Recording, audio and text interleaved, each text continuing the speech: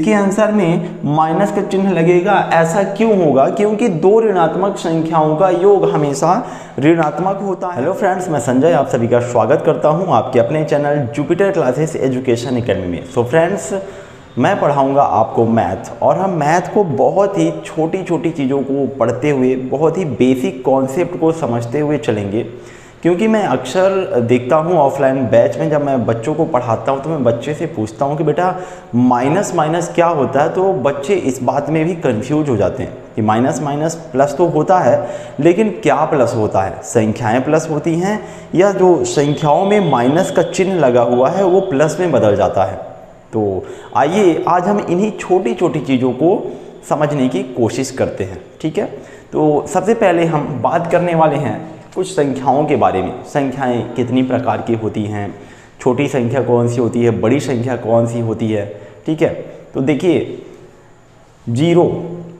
Zero एक ऐसी संख्या है जिसे ना तो हम पॉजिटिव नंबर कह सकते हैं और ना ही निगेटिव नंबर कह सकते हैं।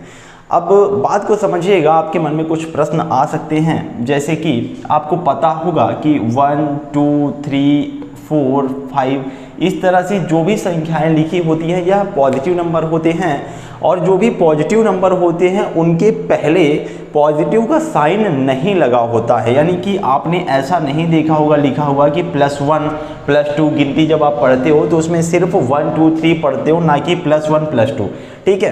तो जिन संख्याओं में प्लस का सिंबल नहीं लगा है वो संख्याएं धनात्मक संख्याएं ही मानी जाती है। बाकी आप इसे ऐसा भी लिखोगे तो कोई दिक्कत नहीं है, पर इसे ऐसा नहीं लिखा जाता है, ठीक है।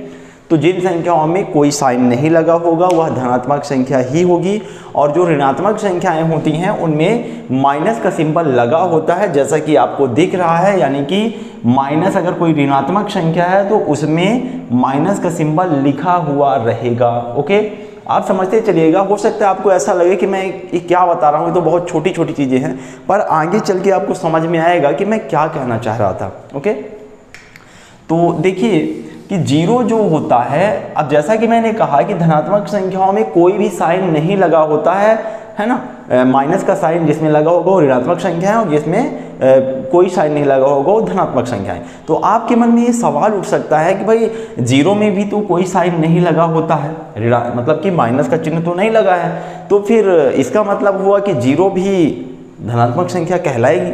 ऐसा सवाल आपके मन में आ सकता है। तो इसका आंसर है कि जीरो ना तो धनात्मक संख्या होगी ना तो ऋणात्मक संख्या होगी। ऐसा क्यों?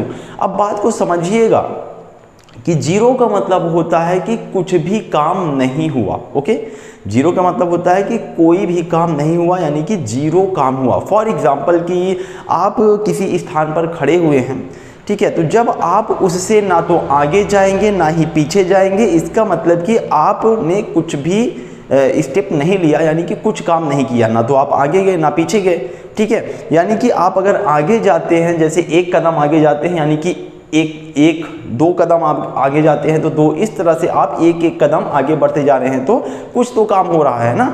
और जीरो का मतलब होता है कि कुछ भी काम नहीं हुआ, ना तो धनात्मक में ना ही ऋणात्मक में। ओके, और इसी चीज़ को हम और भी थोड़ा सा आप अपने आसपास की चीज़ों से समझते हैं। फॉर एग्जांपल कि आपने अपने आसपास कुछ लोगों को देखा होगा जो कि धनी होते हैं। धनी का मतलब होता है कि उनके पास पैसे वाले लोग होते हैं, और कुछ लोग होते हैं जो थोड़ा गरीब होते हैं। तो जो गरीब लोग होते हैं वो धनी व्यक्ति के पास पैसा लेने के लिए जाते हैं, यानी कि जो देने वाला हो गया वो धनी, यानी कि धनात्मक, ठीक है ना। इसे यहाँ से रिलेट कीजिएगा, धनात्मक संख्याएं, यानी कि जो देने वाला है, ठीक है ना, वो धनी हुआ। जो लेने वाला हो गया वो ऋणी हुआ, यानी कि वो निगेटिव संख्याओं का रोल अदा कर रहा है। और कुछ ऐसे लोग होते हैं जिनके पास पैसे तो नहीं होते हैं और ना ही वो किसी से लेते हैं, यानी कि वो जीरो का काम करते हैं। उम्मीद करता हूँ कि आपको ये चीज़ें आप अपने आसपास से जोड़ रहे होंगे, ठीक है।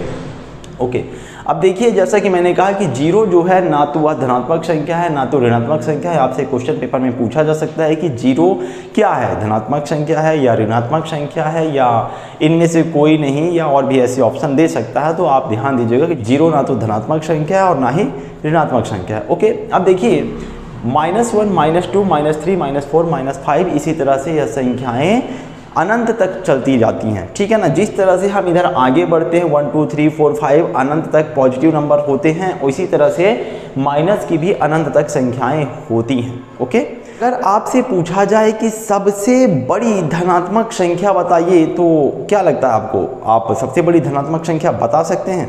समझिएगा, सबसे बड़ी धनात्मक संख्या का मतलब हुआ 1 2 3, इसी तरह से 5 6, इसके आगे भी ये संख्या अनंत तक जाएंगी। इसका मतलब है कि सबसे बड़ी धनात्मक संख्या ज्ञात नहीं की जा सकती है, क्योंकि यहाँ पे कोई भी संख्या उसमें आप 1 ऐड करेंगे तो उससे भी बड़ा नंबर निकल आएगा, इसलिए सबसे बड़ी धनात्मक संख्या ज्ञात नहीं की जा सकती है।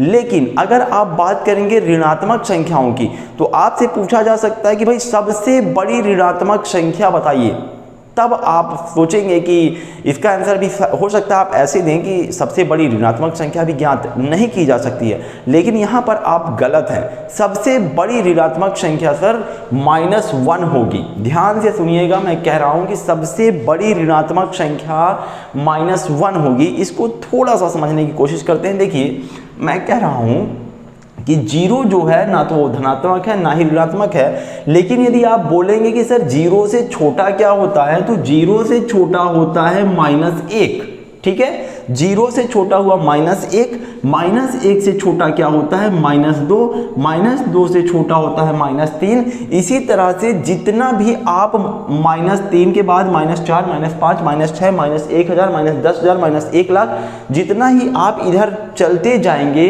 यानी कि हम सीधी भाषा में कह सकते हैं कि जितनी बड़ी संख्या होगी और यदि उसमें माइनस का चिन्ह लगा हुआ है तो वह उतनी ही छोटी कहलाएगी। यानी कि हम यहाँ पे कह सकते हैं कि सबसे बड़ी ऋणात्मक संख्या -1 होगी। ओके, मैं उम्मीद करता हूँ कि आप यह छोटी छोटी चीज़ों को समझने की कोशिश करेंगे। यदि आपको नहीं समझ में आएगा तो आप कमेंट बॉक्स में हमें कमेंट कर सकते हैं, मैं उस पर भी आपको जवाब देने की कोशिश करूंगा। ओके, तो सबसे बड़ी ऋणात्मक संख्या कौन सी होगी, तो सबसे बड़ी ऋणात्मक संख्या होगी -1। लेकिन यदि आपसे पूछा जाए कि सबसे बड़ी धनात्मक संख्या बताइए, तो सबसे बड़ी धनात्मक संख्या ज्ञात नहीं की जा सकती है। सबसे छोटी धनात्मक संख्या क्या होगी, तो सबसे छोटी धनात्मक संख्या आप 1 को कह सकते हैं, ठीक है ना। और 0 ना तो धनात्मक है ना ही ऋणात्मक है। उम्मीद करता हूं कि आपको ये कॉन्सेप्ट समझ में आ गया होगा, ठीक है। अब हम बात करते हैं कि यदि हम माइनस माइनस करते हैं तो क्या होता है, प्लस माइनस करते हैं तो क्या होता है। थोड़ा सा समझते हैं इन्हें, ध्यान दीजिएगा कि यदि हम दो संख्याओं को, जैसा कि आप बचपन से ऐड करते आ रहे हैं कि 1 और 1 हमने ऐड किया तो 2 हो गया। ध्यान से समझिएगा कि 1 और 1 हमने ऐड किया तो 2 हो गया, क्योंकि ये दोनों ही संख्याएं धनात्मक हैं, ठीक है। अच्छा, कुछ बच्चों को ये भी कन्फ्यूजन होता है कि सर ये माइनस, जो प्लस का चिन्ह लगा हुआ है, ये इसमें लगा है या इसमें लगा है। तो एक बात आप ध्यान दीजिएगा, जिस तरह से हम -2 लिखते हैं तो ये माइनस इस 2 में लगा हुआ है, ठीक उसी तरह से संख्या के पहले जो सिंबल होता है तो वो इसी संख्या में लगा हुआ होता है। यदि मैं लिख रहा हूँ यहाँ पे कि 2 - 1, तो ये माइनस का चिन्ह जो है ये 2 में नहीं लगा हुआ है, वो 1 में लगा हुआ है, ठीक है। तो चलिए, अब हम इसे अगर 2 में से 1 घटाएंगे तो यहाँ क्या आ जाएगा, 1 आ जाएगा, ठीक है। अब देखिए कंफ्यूजन कहाँ होता है, यदि हम इसे थोड़ा सा चेंज करते हैं कि फॉर एग्जांपल -1 + 2 लिख दिया, अब इसका आंसर क्या आएगा। यहाँ पर ये जो लिखा हुआ है ना, ये सेम ही लिखा हुआ है, ए और ए दोनों ही सेम लिखे हुए हैं। देखिए कि 2 - 1, इसका आंसर आया 1, और यहाँ पे हमने क्या किया कि -1 + 2 किया है, तो यहाँ पर भी क्या होगा, माइनस और प्लस, ठीक है ना। तो माइनस प्लस माइनस, यहाँ पे माइनस प्लस माइनस से मतलब क्या होगा कि संख्याएं जो होंगी वो आपस में घट जाएंगी। तो हमने क्या किया, यहाँ पे घटाएंगे तो ठीक है ना, तो 2 में से 1 घटेगा तो यहाँ कितना आ जाएगा, 1 ही आएगा, ठीक है।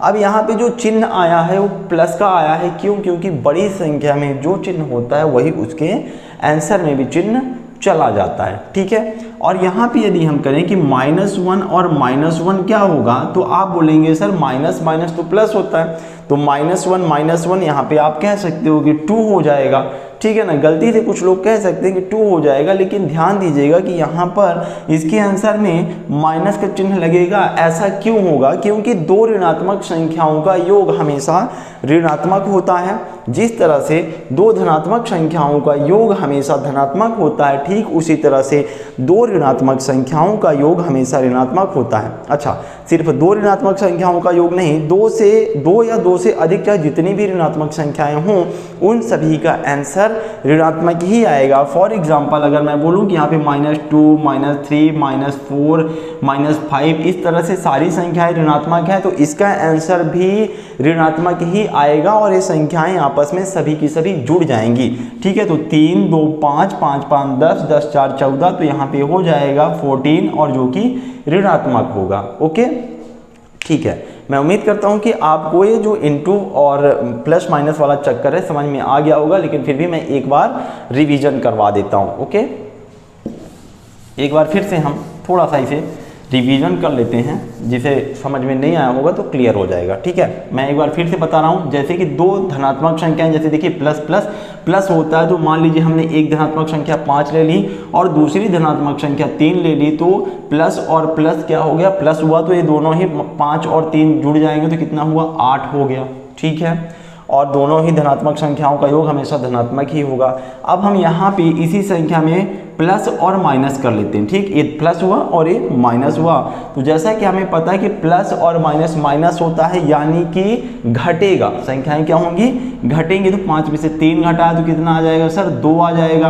अब 2 आया तो इसके आंसर में क्या आएगा, प्लस माइनस। माइनस का मतलब ये नहीं कि ये जो माइनस लगा हुआ है तो आप इसके आंसर में माइनस का चिन्ह लगा देंगे, ऐसा नहीं करना है, क्योंकि इसके आंसर में कौन सा चिन्ह आएगा, जो बड़ी संख्या होगी उसका चिन्ह उसके आंसर में आ जाएगा। ठीक है, अगर हम मान लेते हैं यहाँ पर कि -5 + 3 करते हैं, तो देखिए यहाँ पे माइनस और प्लस माइनस हुआ, तो अब हम यहाँ पे क्या करेंगे, देखिए कि 5 और 3 ये क्या होंगे आपस में, जैसा कि यहाँ पे देख सकते हैं कि माइनस और प्लस माइनस होगा, यानी संख्याएं घटेंगी। तो यहाँ पे देखिए क्या होगा, अब समझिएगा, ये जो -5 और 3 लिखा हुआ है ना, यदि आप इसे ऐसा भी लिख सकते हैं, कोई दिक्कत नहीं है, सेम चीज लिखी हुई है। ठीक है ना, आप इसे घुमा करके ऐसा भी लिख सकते हैं, प्लस वाली संख्या इधर, माइनस वाली संख्या इधर लिख सकते हैं, तो आपको थोड़ा ज़्यादा समझ में आ जाएगा। ठीक है, यदि आपको कुछ कन्फ्यूजन हो रहा हो इसमें तब। चलिए, तो हमने इसे घटाया तो यहाँ पे कितना आएगा सर, 2 ही आएगा, लेकिन यहाँ पे आंसर में चिन्ह किसका लगेगा, अब सवाल यह है। तो जैसा कि मैंने बताया थोड़ी देर पहले कि जो भी बड़ी संख्या होगी, बड़ी संख्या में जिसका चिन्ह होगा उसका ही चिन्ह इसके आंसर में भी जाएगा। तो बड़ी संख्या में यहाँ माइनस का चिन्ह था, तो यहाँ भी माइनस का चिन्ह उसके आंसर में चला जाएगा। ओके, ठीक है।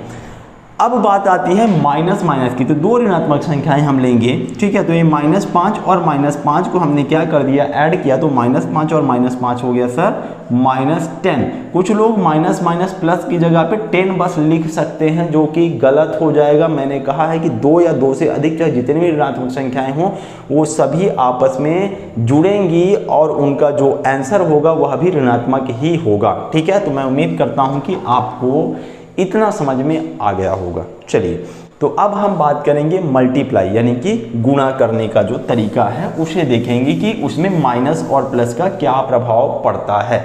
ठीक है, फॉर एग्जाम्पल कि यदि हमने -1 इंटू -1 किया तब क्या होगा, अब समझते हैं थोड़ा सा। देखिए, 1 गुणा 1 किया तो 1 ही आएगा, जो कि हम बचपन से पढ़ते आ रहे हैं, कोई दिक्कत ही नहीं इसमें।